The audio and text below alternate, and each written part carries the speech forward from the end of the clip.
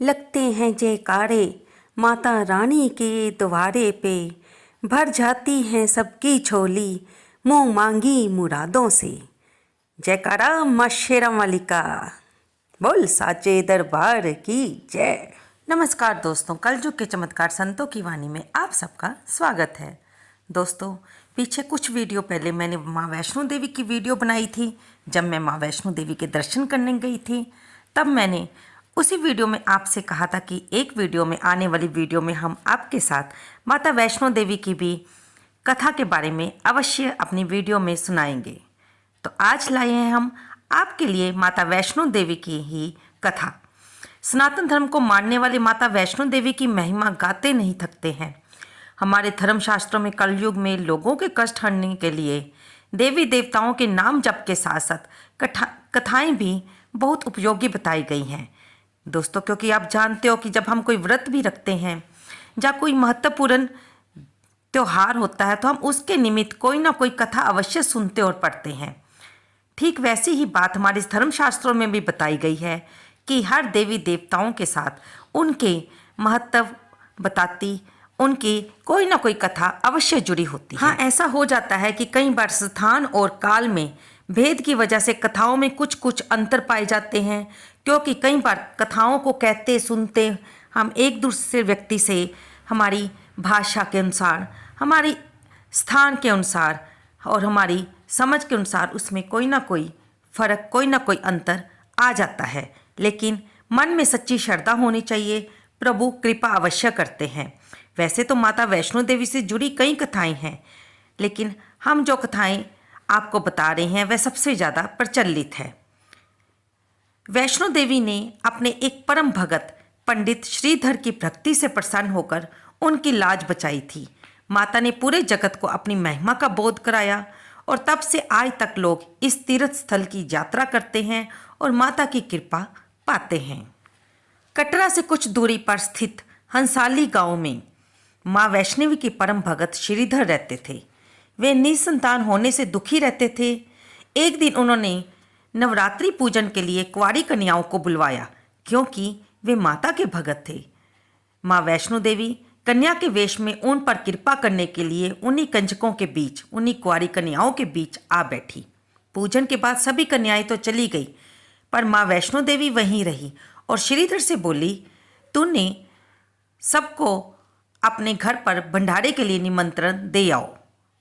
श्रीधर ने पहले तो बहुत आश्चर्य किया, लेकिन बाद में क्योंकि उन्हें ये कन्या दिव्य लगी, इसलिए उन्होंने उसकी बात मान ली और आसपास के गांवों में भंडारे का संदेश पहुंचा दिया। वहां से लौटकर आते समय गुरु गोरखनाथ जी व उनके शिष्य बाबा भैरवनाथ जी को भी उन्होंने दूसरे शिष्यों के साथ भोजन करने का निमंत्रण दे दिया। भोजन पाने का निमंत्रण पाकर सभी गांववासी बहुत हैरान थे कि श्रीधर इस प्रकार से किस तरह से सारे गांव वालों को भोजन करा रहा है। और थोड़ी बात खुलने पर उन्हें पता चला कि उसके घर में एक कन्या है, जिसके कहने पर उन्होंने सारे गांव वालों को और गुरुओं को भी भोजन का निमंत्रण अपने घर पर दिया है। गांववासी बहुत अचंभित थे। वे जानना चाहते थे कि ऐसी कौन सी कन्या उसके घर में आ गई है। इसके लिए श्रीधर के कहने पर उसके घर में अनेक गांववासी आकर भोजन के लिए जमा हो गए। तब कन्या रूपी वैष्णो देवी माता ने एक विचित्र बात से सभी को भोजन परोसना शुरू किया।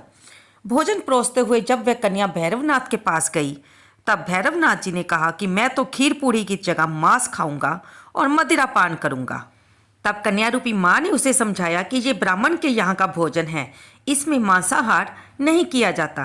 किंतु भैरवनाथ जानबूझकर अपनी बात पर अड़ा रहा। जब भैरवनाथ ने उस कन्या को पकड़ना चाहा, तब माँ ने उसके कपट को जान लिया। माँ वायु रूप में बदलकर त्रिकुटा पर्वत की ओर उड़ चली। भैरवनाथ भी उसके पीछे गया। माना जाता है कि माँ की रक्षा के लिए पवन पुत्र हनुमान जी भी थे। हनुमान जी को प्यास लगने पर माता ने उनके आग्रह पर धनुष से पहाड़ पर बांध लाकर एक जल धारा निकाली और उस जल में अपने केश धोए। आज यही पवित्र जलधारा बाण गंगा के नाम से जानी जाती है और इसके पवित्र जल को पीने और इसमें स्नान करने से श्रद्धालुओं की सभी थकावट और तकलीफ़ें दूर हो जाती हैं। इस दौरान माता ने गुफा में प्रवेश कर 9 माह तक तपस्या की। भैरवनाथ भी उनके पीछे वहां तक आ गया। तब एक साधु ने भैरवनाथ से कहा कि जिसे तू एक कन्या समझ रहा है वह आदि शक्ति जगदम्बा है, इसलिए उस माँ शक्ति का पीछा छोड़ दे। भैरवनाथ ने साधु की बात नहीं मानी। तब माता गुफा की दूसरी ओर से मार्ग बनाकर निकल गई और ये गुफा आज अर्धकुंवारी या आदि कुंवारी या गर्भजोन के नाम से प्रसिद्ध है। अर्धकुंवारी के पहले माता की चरण पादुका का स्थान आता है, जहां पर माता ने भागते भागते भैरवनाथ को मुड़कर देखा था। गुफा से बाहर निकलकर कन्या ने देवी का रूप धारण किया। माता ने भैरवनाथ को चिताया और वापस जाने को कहा, लेकिन वह नहीं माना। माता गुफा के भीतर चली गई। तब माता जी की रक्षा के लिए हनुमान जी गुफा के बाहर थे। उन्होंने भैरवनाथ से युद्ध किया। भैरव ने फिर भी हार नहीं मानी। जब हनुमान जी उसके साथ युद्ध कर करके निढाल होने लगे, तब माता वैष्णवी ने महाकाली का रूप लेकर भैरवनाथ का संहार कर दिया। भैरवनाथ का सिर कटकर भवन से 8 किलोमीटर दूर त्रिकुट पर्वत की भैरव घाटी में गिरा। उस स्थान को भैरवनाथ के मंदिर के नाम से जाना जाता है। जिस स्थान पर मां वैष्णो देवी ने हठी भैरवनाथ का वध किया, वह स्थान पवित्र गुफा अथवा भवन के नाम से प्रसिद्ध है।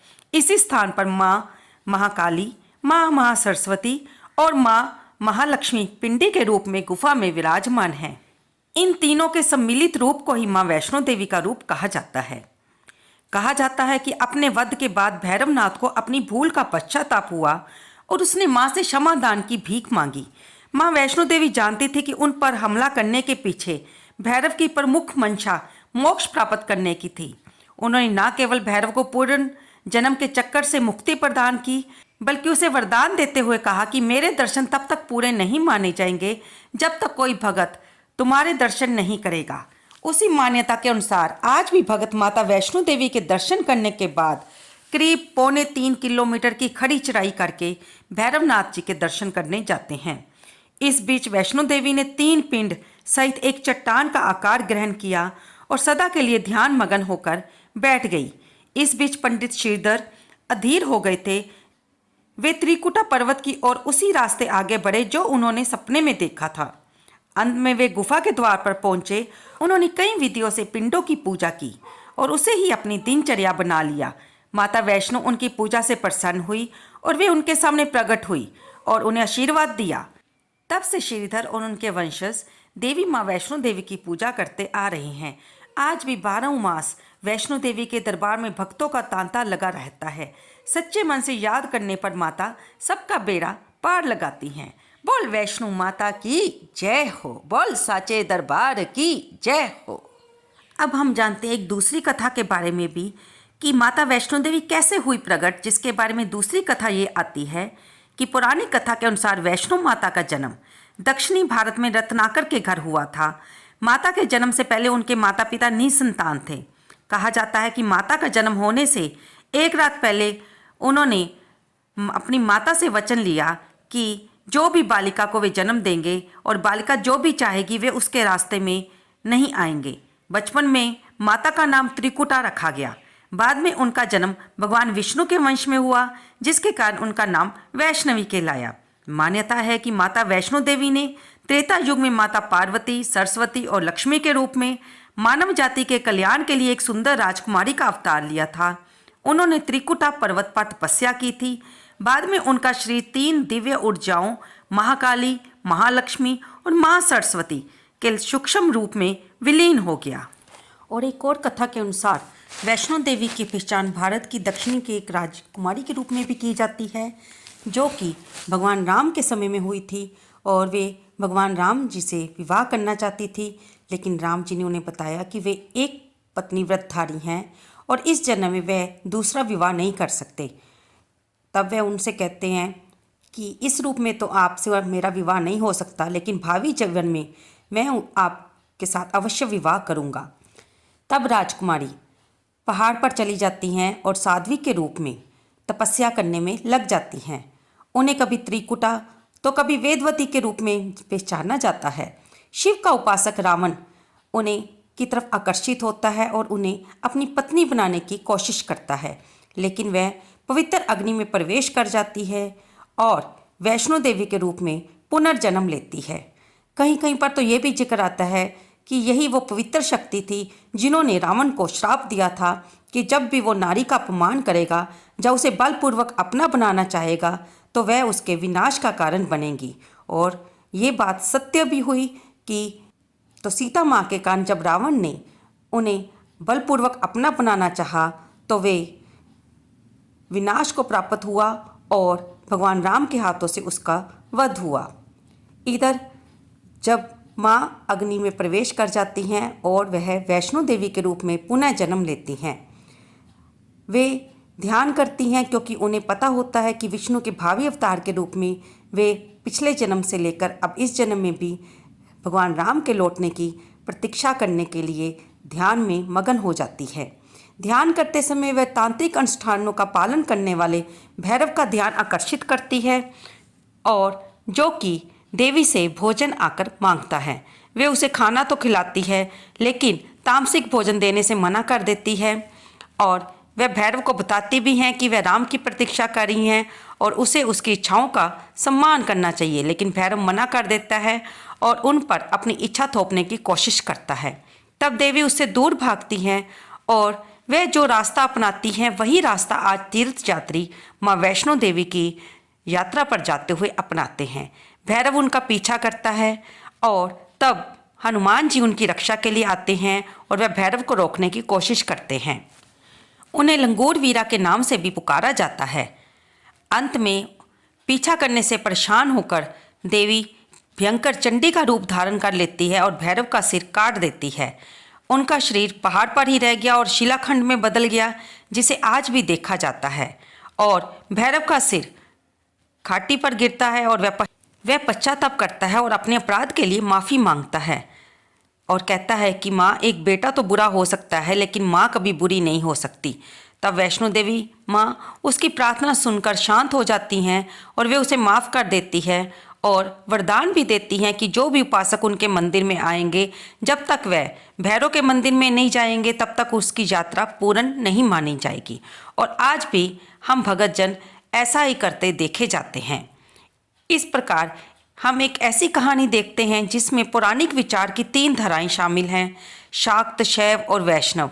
यहाँ शाक्त परंपरा के अनुसार भगवान राम की वैष्णव परंपरा से मेल खाती है, यानी कि माँ वैष्णो देवी भगवान राम के कल की अवतार का इंतज़ार कर रही हैं और साधना में लीन है। और भैरव की शैव परंपरा को त्याग देती हैं, लेकिन आखिरकार जब सब सुलझ जाता है, भैरव को दंडित किया गया लेकिन उसे साथ में क्षमा भी किया गया और अंत में उसकी पूजा भी करवाई गई। भैरव का ये परिवर्तन हिंदू संस्कृति के लिए अद्वितीय है, जहाँ भगवान की नज़र में कोई भी खलनायक नहीं है। सब कुछ बदल जाता है, जहाँ तक कि जो लोग देवी की सहमति को अनदेखा करते हैं उन्हें भी पश्चाताप और चेतावनी के बाद माफ़ कर दिया जाता है। और बाद में ये भी लेख आता है कि इस वैष्णो देवी मंदिर की खोज पंडित श्रीधर ने की थी, जिन्हें की माँ ने स्वप्न द्वारा दर्शन देकर इस गुफा के रास्ते को दिखाया था। और जब वे इस रास्ते पर गए तो उन्होंने गुफा में जाकर माँ की पूजा की और फिर माँ ने उनके सामने प्रकट हुई और आज भी उनके वंशज इस गुफा में माता वैष्णो देवी की पूजा करते हैं, उनकी सेवा में लीन रहते हैं। एक दूसरी कथा के अनुसार ये कहा जाता है कि जब दक्ष के कुंड में माँ सती ने अपना शरीर को त्याग दिया था तो कुछ परंपराएं इस तीर्थस्थल को सभी शक्तिपीठों में से सबसे पवित्र मानती हैं कि ये एक ऐसा स्थान है जहाँ पर शाश्वत ऊर्जा का निवास है, क्योंकि जहाँ पर माता सती की खोपड़ी गिरी थी और दूसरों का मानना है कि उनकी दाहिनी भुजा यहाँ पर गिरी थी। हालांकि इन दोनों में से किसी बात की पुष्टि नहीं हो पाई है, लेकिन फिर भी यहाँ पर माना जाता है कि माता सती का अंग भी यहाँ पर गिरा था। दोस्तों, मैंने अपनी पहली वीडियो में ये बताया था कि किस प्रकार मुझे माता वैष्णो देवी जाने पे डर लगता था कि शरीर की अस्वस्थता के कारण मैं वहाँ पर जा पाऊँगी कभी कि नहीं, लेकिन माता रानी की आशीर्वाद से संभव हुआ और मैं वहाँ पर जा पाई। और मैंने उसमें आपको अपनी पूरी वीडियो में बताया था कि किस प्रकार मैंने अपने परिवार सहित इस यात्रा का आनंद लिया। और क्योंकि यहाँ पर घोड़े, टट्टू, पालकी और बच्चों को ले जाने के लिए भी साधन उपलब्ध हैं और इसके अलावा यहाँ पर हेलीकॉप्टर की सेवा भी उपलब्ध है, ट्रॉली की सेवा भी उपलब्ध है, जिससे यहाँ पर जाना और भी पहले से संभव हो गया है, आसान हो गया है। सो ये आपकी शारीरिक स्वस्थता पर निर्भर करता है कि आप सारी चढ़ाई पैदल कर सकते हैं या आपको इन चीज़ों की आवश्यकता है, क्योंकि वैष्णो देवी की पैदल चढ़ाई 13 किलोमीटर का सफ़र है, जो कि आपके अपने ऊपर ही आपकी शारीरिक शक्ति पर निर्भर करता है। और अगर आप सीढ़ियों के रास्ते जानते हैं तो कटरा गेट की शुरुआत से एक छोटा सा मंदिर स्थित है और मंदिर से ऊपर भवन तक लगभग 900 सीढ़ियाँ हैं, जिनके जरिए आप ऊपर पैदल जा सकते हैं। नवरात्रों के दिनों में यहाँ पर मेले लगते हैं, बहुत ही भीड़ होती है।